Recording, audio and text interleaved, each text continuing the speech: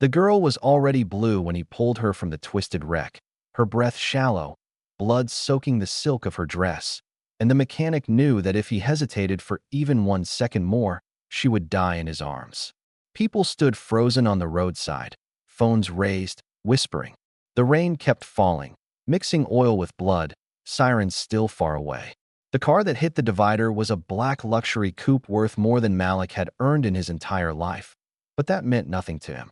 All he saw was a young black girl no older than 17, her eyes fluttering, fighting to stay open. "Stay with me," Malik said, his voice calm even as his hands shook. "Don't you close your eyes. You hear me." She tried to speak, but only a faint sound escaped her lips. Malik was a poor mechanic from the south side of the city, the kind of man people barely noticed unless their car broke down. Grease-stained hands, worn boots, a jacket with a torn sleeve. He had been walking home from the shop when he heard the crash. No thinking, no fear, just instinct. He tore off his jacket, pressed it hard against her wound, and dragged her away from the smoking car just as flames licked the hood. When the ambulance finally arrived, Malik climbed in with her without asking permission. "Sir, you can't," a paramedic started. "She's not dying alone," Malik said, and something in his voice made them stop arguing. At the hospital, Malik sat in the hallway for hours, his clothes stiff with blood. Doctors rushed past him. Nurses glanced at him with suspicion. One security guard asked him 3 times if he was family.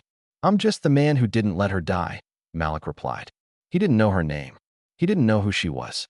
He didn't know that the city was already panicking, that helicopters were in the air, that one of the most powerful black billionaires in the country was tearing the world apart looking for his missing daughter.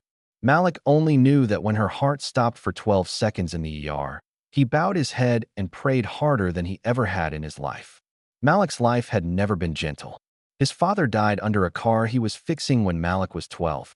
His mother cleaned houses until her back gave out. Malik quit school at 16 to keep food on the table. By 25, he ran a tiny mechanic shop that barely survived month to month. He was honest in a world that punished honesty, kind in a city that mistook kindness for weakness.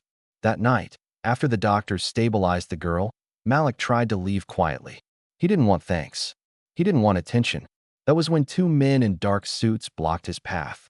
"Sir," one of them said carefully, "we need you to come with us." Malik's shoulders tensed. He had been followed like this before. Questioned. Accused.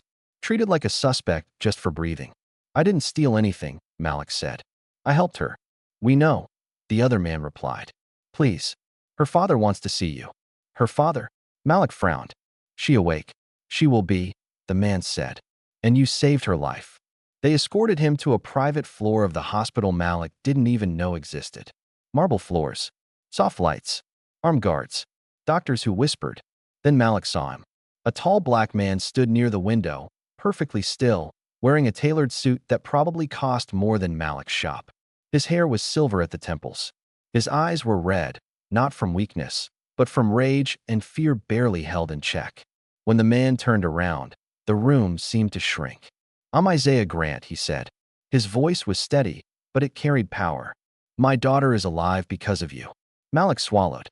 Everyone knew the name. Tech empire. Real estate. Hospitals. Scholarships. A man who pulled governments to the table. "I just did what anyone should have done," Malik said. Isaiah Grant stared at him for a long moment. Then, slowly, he removed his watch and set it on the table, like a man grounding himself. "They drove past her," Isaiah said quietly. "Witnesses say dozens of cars slowed down, looked, and kept going." Malik didn't respond.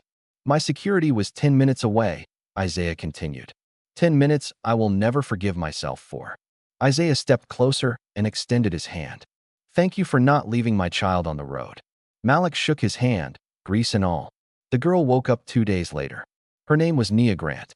When she saw Malik sitting in the chair beside her bed, she frowned slightly. "You look familiar." Malik smiled. "You crashed your car. I pulled you out." Her eyes widened, memory flooding back, then softening. "You stayed?" "Yeah," Malik said. "Someone had to tell you not to give up." Tears filled her eyes. "My dad?" she asked. "He's right outside," Malik said. "Hasn't slept." When Isaiah entered, the billionaire broke. He hugged his daughter carefully, trembling. whispering her name again and again like a prayer he never wanted to stop saying. Nia looked past his shoulder at Malik. "Dad," she said, her voice weak but clear. "That man saved my life." Isaiah turned, his gaze locking onto Malik with something deeper than gratitude. It was loyalty. The world found out within hours. Headlines exploded. "Poor mechanic saves billionaire's daughter." Stranger risked his life when others drove away. Reporters camped outside Malik's shop. Offers poured in. Interviews. Money. Fame. Malik refused most of it. But he couldn't refuse Isaiah Grant. Isaiah visited Malik's shop one afternoon without cameras, without security. Just two men standing among broken engines and oil-stained concrete. "This place could be better," Isaiah said. "It works," Malik replied. Isaiah nodded. "So do you?" Isaiah offered Malik money. "A lot of it." Malik shook his head. "I didn't save her for that."